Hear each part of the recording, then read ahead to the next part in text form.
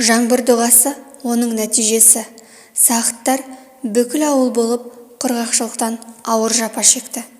Халық жиі тасаттыққа шығып, әрқайсысы өз иланатын пұтына жалбарынып жаңбыр сұрайды. Аптаптың беті қайтар түрі көрінбейді. Қайта күн өткен сайын шыжғырып, мал мен жанның қауқары азайған. Қанша рет пұттарына жалынып, дұға жасап, құрбан шалса да нәтижесіз. Осылай дәрменсіздіктен қалжыраған халық әдеттегідей бір жұма күні ең биік төбенің басына шығып, көкке қол жайып жаңбыр тілеген. Бір тамшыға зар көңілдер мұңды. Көпшілік арасында болашақ пайғамбардың сүт анасы Халима да бар. Тілсұқтан қызғыштай қоритын берекелі бүлдіршіннің үйінде емшектес бауыры Абдулламен бірге қалдырып кеткен. Дұғалар аяқталуға таяған. Үмітсіз, шаршаңқы, жүдеу жандар қайтуға әзірленген тұста Халимамен көрші тұратын бір әйел дұғасын енді жасап бола берген дінбасының қасына таяу барып, «Мырзеке, қанша уақыттан бері талмай дұға жасаумен әлекпіз. Біз шаршамаппыз-ау, бірақ нәтижесі осы уақытқа дейін болар еді ғой. Арамызда ең болмаса біреуіміз қайырлы болғанда жаңбыр әлде қашан жауар ма еді, кім білсін», деді. Алғашқыда әйелдің сөзін ұнатыңқырамай тіксініп қалған дінбасы, «Айтқаның жөн-ақ делік, бірақ біздің міндетіміз сұрау, тілеу. Ненің қайырлы боларын Тәңірден артық ешкім білмейді», деді. Бұл жолы әйел айтпақ оның бүкпесіз жайын жайып салды. Дұрыс, алайда менің айтпағым мүлде басқа нәрсе. Көршім Халиманың үйінде меккелік бір нәресте бар. Сол бала келгелі қоңсымыздың үйі берекенің бесігіне айналды. Аңдығанымыз сәбидің аяғы құтты сияқты. Періште ғой, қанша дегенмен соны осында алдырсақ қайтеді, бәлкім тілегіміз қабыл болар. Дінбасы күмәндана қарады. Әйел қайта бастырмалатып өтініп қоймаған соң келісуге мәжбүр.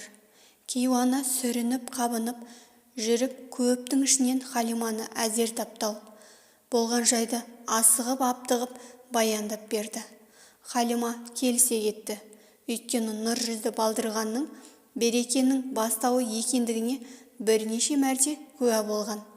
Жүгірген бойы үйлеріне барды. Әзірет Мұхаммедті саллаллаху алейхи уассалам құндақтаған күйі далаға алып шығып, төбеге қарай аяңдады. Күннің қызуынан қорғау үшін анасы баланың бетін шүберекпен көлегейлеген. Миы қайнатар ыстық тәні нәзік бала түгіл ересек адамды қуырып барады. Үйден бірнеше қадам шыққанда екі әйел тағы да таңға жайыптың куәсі болды. Тура үстерінде бір шөкім ғана бұлт оларды құтты қолшатыр сынды қорғап келеді екен. Алдымен екеуі де мән бермегенсіді, бірақ таңданыстарын жасырып қала алмады. Сәбидің бетін көлегейлеген шүберектің де қажеті болмай қалды. Қуаныштарында шек жоқ. Шаранада мұны сезгендей тәтті жымиып қойды. Сөйтіп көпшілікке қалай жеткендерінде аңдамай қалды. Баста наразы болған дінбасы да оларды күлімсірей қарсы алды.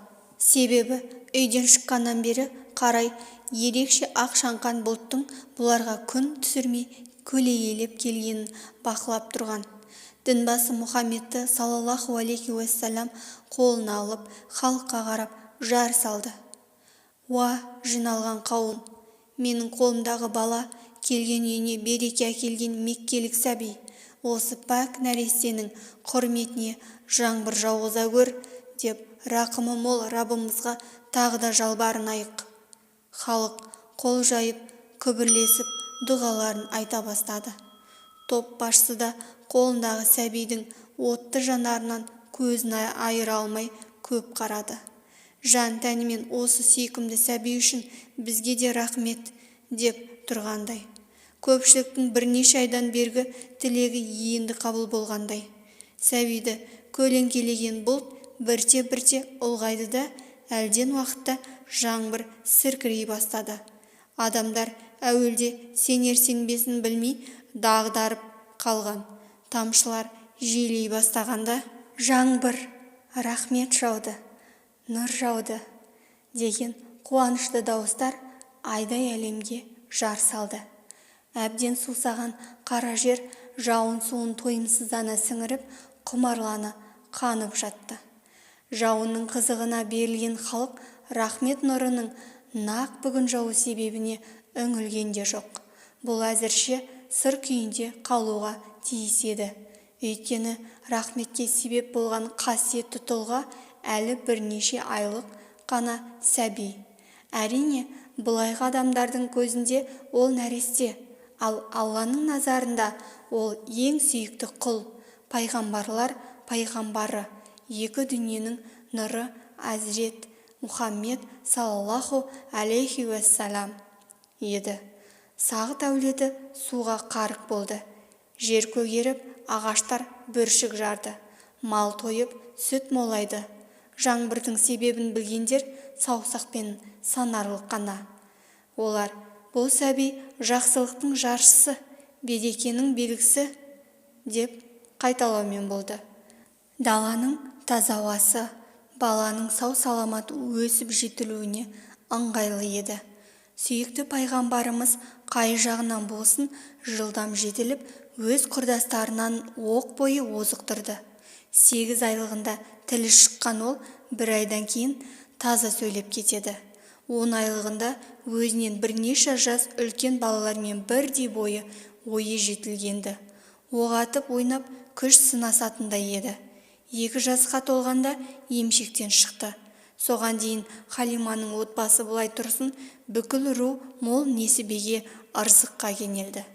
Не бары 2 жасар бола тұра Әзірет Мұхаммед саллаллаху алейхи уассалам басқа балалардан байсалдылығымен, салмақтылығымен, ойлылығымен ерекшеленетін.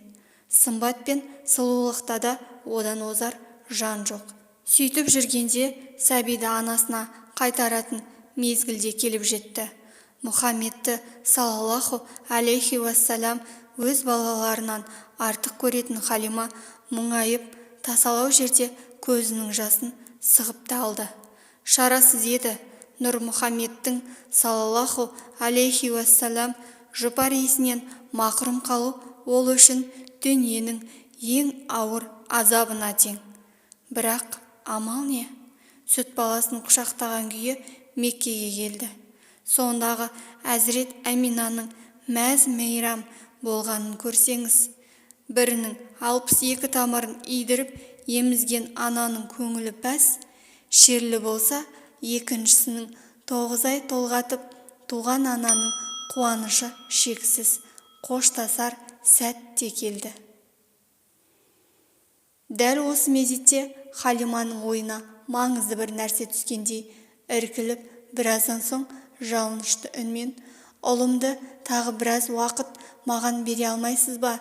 Меккені жайлаған оба індеті жұғып кете ме деп қатты уайымдап тұрмын», деді. Шын көңілден шыққан өтінішке қанша қиын болса да Әзіз Әмина қарсы келмеді. Сөйтіп Мұхаммед тағы да сүт емген мекеніне, сағыттардың ортасына қайтып оралды. Бұл кезде Мұхаммед 2 жаста болса да үй тірлігіне көмектесуден жалықпайды. Емшектес бауыры Абдулламен бірге қозы бағуға шығатын. Қошақандармен асыр салып ойнағанды ұнататын. Мал екеш малда оның жанынан үйіріліп шықпайды.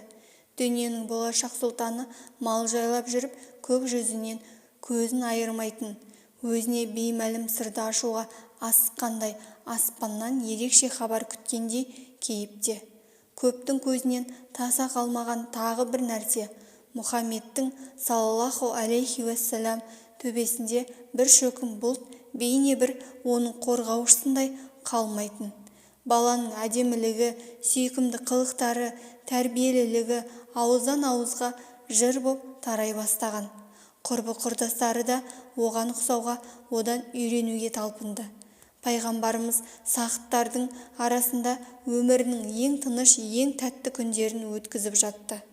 көктемнің жайма-шуақ күндерінің бірінде Мұхаммед саллаллаху алейхи уассалам бауыры Абдулламен бірге өрісте қозы бағып жүреді.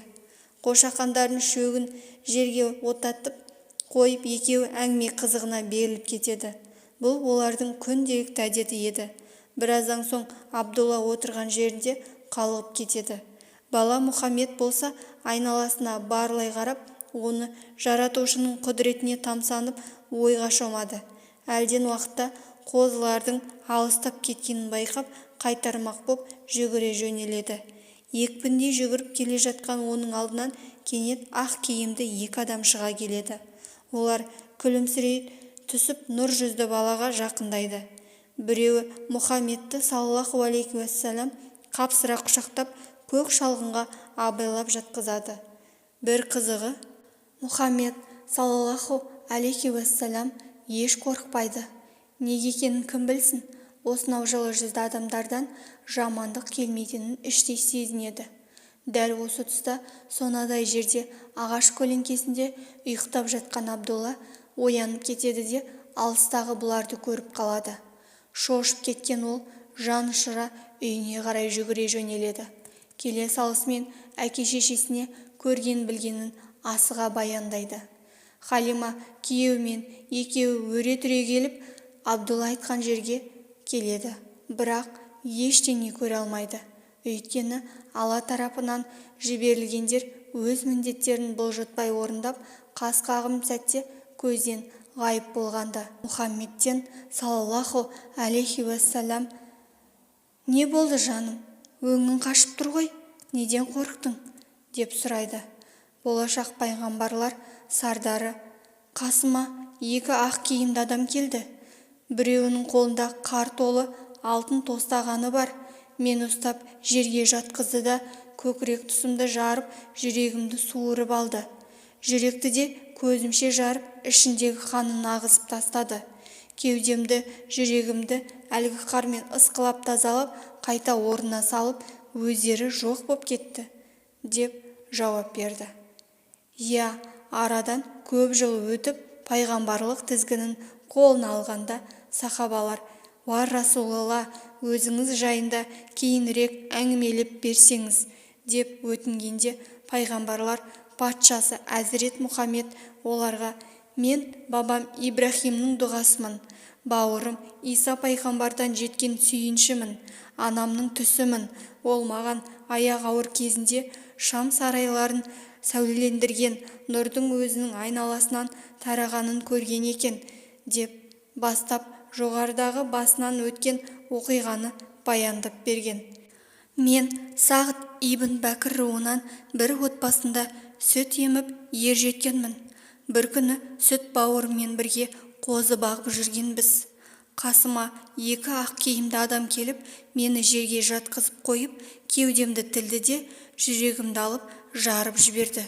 Ішіндегі қаны аққан соң өздерімен ала келген қармен қанды тазалап кете барды. Осыдан кейін пайғамбарымыздың жүрегі илахи нұрға толып, өзге еш пендеде жоқ ерекшеліктерге Алла тарапынан ие болған».